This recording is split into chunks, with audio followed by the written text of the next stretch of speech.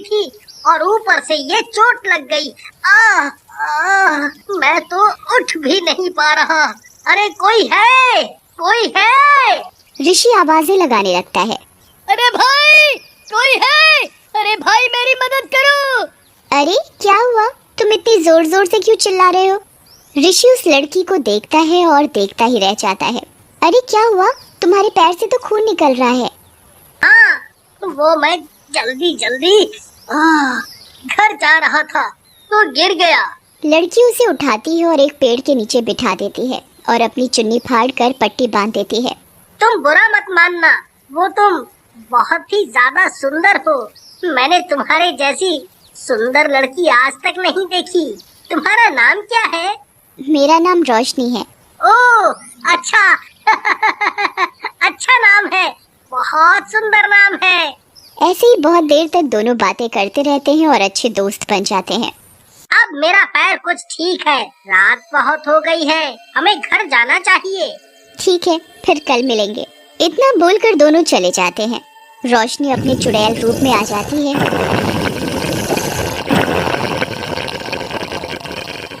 और एक डरावनी गुफा में जाती है। आओ बेटी, काम बना कुछ? हाँ माँ, मैं मौका देखकर ही इस ऋषि की जान निकाल लूंगी। इसकी माँ ने एक तांत्रिक के साथ मिलकर कई साल पहले तुम्हारे होने वाले पति रोहन की जान इस ऋषि में डाल दी थी। हाँ माँ, मुझे याद है। चुड़ैल की गुफा में ही रोहन की लाश रखी होती है। ऋषि की जान निकालकर वापस रोहन में डालनी होगी, रोहन तभी दोबारा जिंदा हो सकेगा। दूसरी ओर, अरे बेटा, कहाँ रह गया था तू? मैं कितनी परेशान थी। अरे माँ, आप इतना क्यों डरती हो मेरे लिए? कुछ नहीं होगा मुझे। वो लोग बातें करके सो जाते हैं। अगले दिन खेतों में, ऋषि, मैं तुम्हारे लिए खाना लाई हूँ अपने हाथों से बनाकर। अरे वाह, ठीक है, तो लाओ दो।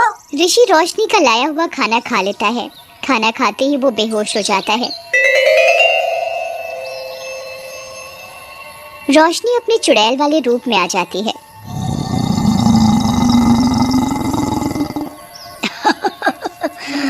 आज मैं इसकी जान निकाल लूंगी। वो ऋषि को मारने ही लगती है कि सरपंच ही आ जाते हैं। अरे ये बुढ़ा सरपंच यहाँ कहाँ से आ गया? चुड़ैल पेड़ के पीछे छिप जाती है। सरपंच ऋषि को बेहोश देखकर उसके मुंह पर पानी डालता है तो ऋषि उठ जाता है। अरे बेटा, क्या हुआ?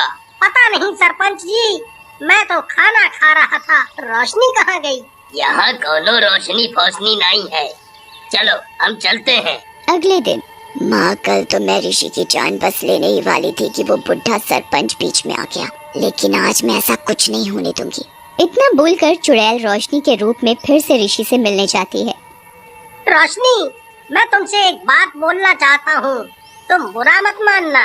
अरे नहीं नहीं, बोलो ना। मैं तुमसे प्यार करने लगा हूँ और तुमसे शादी करना चाहता हूँ। तुम बहुत अच्छी हो। मेरी माँ ने मुझे कई लड़कियाँ दिखाई, लेकिन आज तक मुझे कोई पसंद नहीं आई। क्या तुम मुझसे शादी करोगी? रोशनी कुछ देर सोचती है। ऐसे इसकी जान लेना मुश्किल है, लेकिन मैं अगर इससे शादी कर लूंगी तो मुझे काफी मौके मिलेंगे इसकी जान निकालने के। क्या हुआ? क्या सोच रही हो? देखो, कोई जबरदस्ती नहीं है। अरे नहीं, मैं तो ये सोच रही थी कि मैं बहुत किस्मत वाली हूँ कि तुम मेरे पति बनोगे। फिर अगले कुछ ही दिनों में उनकी शादी हो जाती है और चुड़ैल ऋषि के घर आ जाती है। अरे वाह बेटी, बहुत सुंदर हो तुम तो। तुम मेरी बहू नहीं, बेटी हो, बेटी। और मैं तुम्हें हमेशा बेटी के जैसा ही रखूंगी। जाओ, कमरे में जाओ। ऋषि, आराम करो। दोनों कमरे में चले जाते हैं। रोशनी, मैंने कभी नहीं सोचा था कि मेरे जैसे गवार को तुम जैसी अच्छी पढ़ी लिखी लड़की मिलेगी। हाँ, सोचा तो मैंने भी यही था। अब तुम सो जाओ, फिर मैं अपना काम करूँ।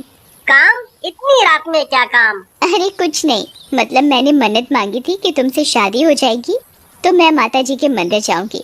तब तक मैं तुमसे अलग सोऊंगी, तो मैं नीचे जमीन पर सो जाती हूँ। क्या तुम मुझसे इतना प्यार करती हो? ठीक है, हम चलेंगे, लेकिन मैं तुम्हें इतनी ठंड में नीचे नहीं सोने दूंगा। तुम बिस्तर पे आ जाओ, मैं सोफे पे सो जाऊंगा। फिर ऋषि उसे जबरदस्ती ऊपर बिस्तर पर सुला देता है और खुद सोफे पर सो जाता है। ऋषि के सोते ही रोशनी अपने असली रूप में आ जाती है।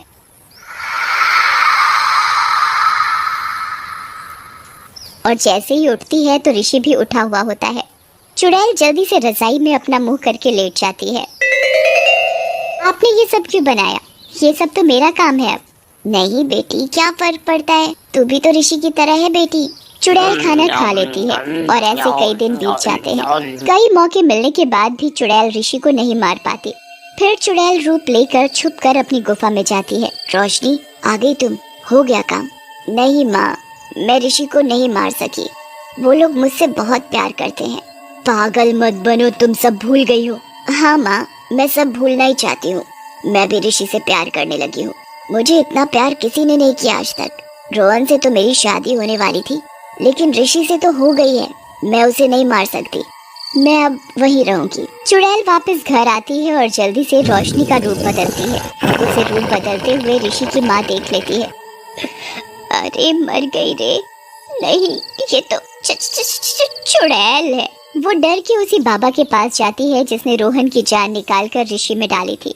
बाबा जी, मेरे बेटे को बचा लो। वो उन्हें सारी बात बताती है। बाबा जी उनके घर आते हैं और रोशनी को पहचान लेते हैं।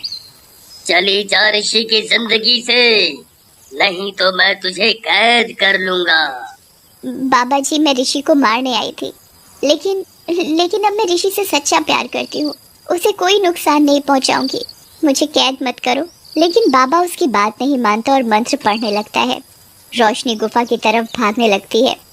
बाहर उसे ऋषि मिलता है। अरे रोशनी, तुम कहाँ भागी जा रही हो?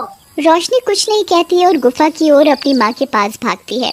बाबा, ऋषि और ऋषि की माँ भी उसके पीछे जाते हैं और गुफा तक पहुँच जाते हैं। रोशनी गुफा में जाते ही चुड़ैल के रूप में आ जाती है।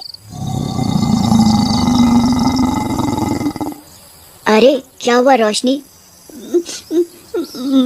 माँ, वो बाबा मुझे कैद करने आ रहा है।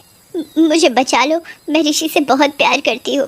रुक जा इच्छाधारी चुड़ैल, कहाँ तक भागेगी? अच्छा, तो तू इस रोहन को जिंदा करना चाहती थी, ऋषि की जान निकालकर? हाँ बाबा जी, ये सच है। लेकिन ऋषि, तुम मेरा यकीन करो, मैं सिर्फ तुमसे प्यार करती हूँ। अब तुम्हारे प्यार ने मेरे इरादे को बदल दिया है। मुझे बचा लो ऋषि। तुमने ऐसा क्यों किया रोशनी? मैंने तो तुमसे सच्चा प्यार किया था ना।